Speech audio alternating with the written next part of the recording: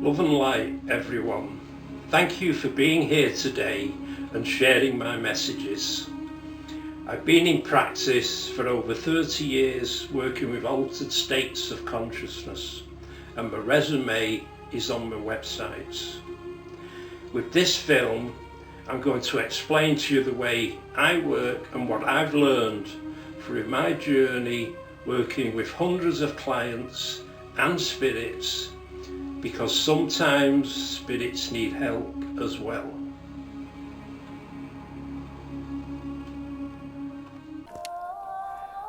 With this short film, I'm going to attempt to bring a better understanding of what many would call a more serious form of conditioned response, masochism or self-defeating personality disorders. Masochism or self-defeating personality disorders may be expressed through physical, sexual, or psychological symptoms. Do you find yourself being incredibly hard on yourself? Do you secretly want revenge on people who have offended you, but you hold on to resentment instead of doing anything about it? Or do you work relentlessly to the point of exhaustion? These behaviours are typical masochistic traits within the personality. By masochistic, we don't mean sexual sadomasochism, where one is dominant to the other submissively. From a psychological perspective, the self-defeating behaviours that a masochist endures are often done by the self to the self. In other words, masochists inflict pain and humiliation on themselves. Conditioned responses may range from a fear of spiders to agoraphobia, the fear of leaving your home, crowds, and or even being in the external world. I explain in more detail how the computer of our minds may become programmed by trauma and how such trauma may be released in my film Person-Centered Free Association Therapy. Unfortunately, our reprogramming may last for a lifetime, including the associated symptoms. The masochistic personality structure is also called the self-defeating personality. The roots of this personality structure often develop from a battle of will between a developing child and an overbearing parent. Parents seek to retain control at all costs, and they require obedience and compliance at all times. There is no room for the child to express their own opinions and needs. Love is conditional on conformity. Taken to extremes, parents may abuse, chastise, and humiliate the child, threatening to abandon or punish if the child does not conform. Growing up like this can have a profound effect. Children can hold on to their hurts, wishing to get back at the parents but lacking the power to do so. Any attempts at revenge are done furtively or passive-aggressively. The intrusive or critical behaviour of parents can become the internal voice of a bullying inner critic. Masochists as adults can also become incredibly compliant, losing touch with their creativity and choosing jobs that are demanding and dull. The person may often avoid or undermine pleasurable experiences and be drawn into situations or relationships in which they will suffer and prevent others from helping them, as indicated by 6 possible characteristics. 1. Chooses people and situations that lead to disappointment, failure, or mistreatment, even when better options are clearly available. 2. Rejects or makes ineffective the attempts from others to help them.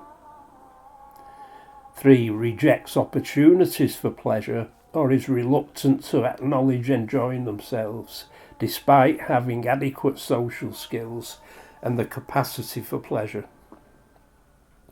4. Is uninterested in or rejects people who constantly treat them well.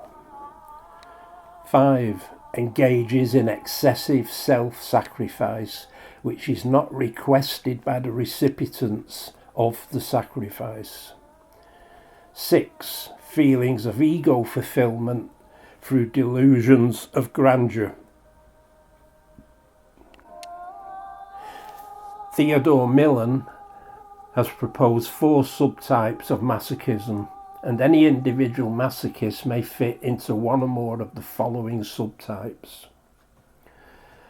1. The virtuous masochist. Proudly unselfish, self-denying and self-sacrificial. Self-ascetic, weighty burdens are judged noble, righteous and saintly.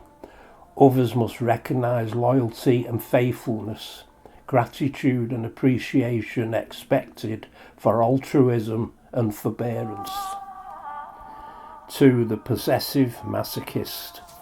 Bewitches and ensnares by becoming jealous, overprotective and indispensable, entraps, takes control, conquers, enslaves and dominates others by being sacrificial to a fault, control by obligatory dependence. 3.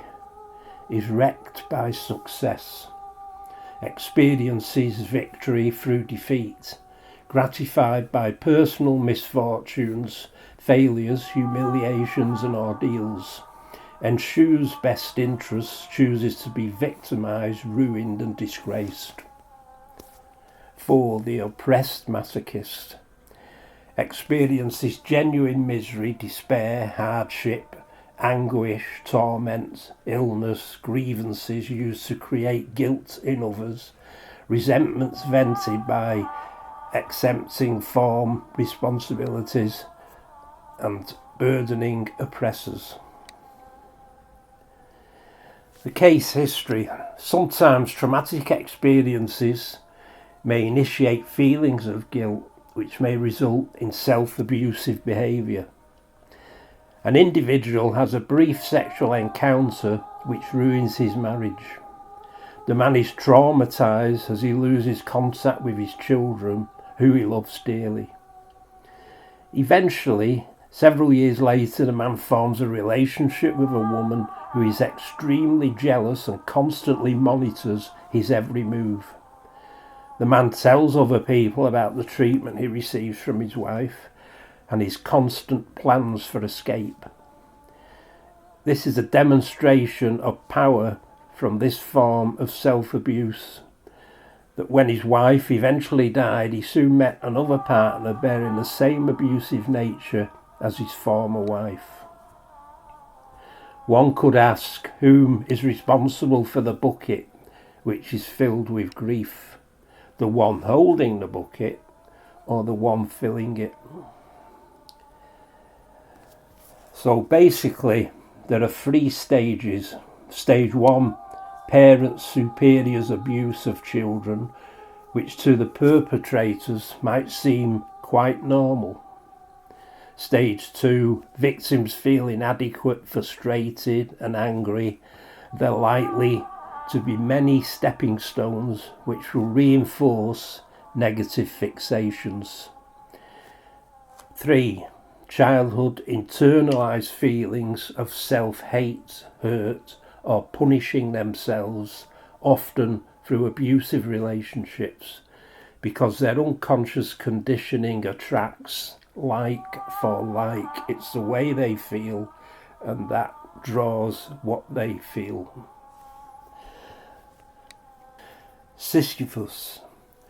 As a punishment for his trickery, Hades made Sisyphus roll a huge boulder endlessly up a steep hill. The maddening nature of the punishment was reserved for Sisyphus due to his belief that his cleverness surpassed that of Zeus himself. Hades accordingly displayed his own cleverness by enchanting the boulder into rolling away from Sisyphus before he reached the top, which ended up consigning Sisyphus to an eternity of useless efforts and unending frustration.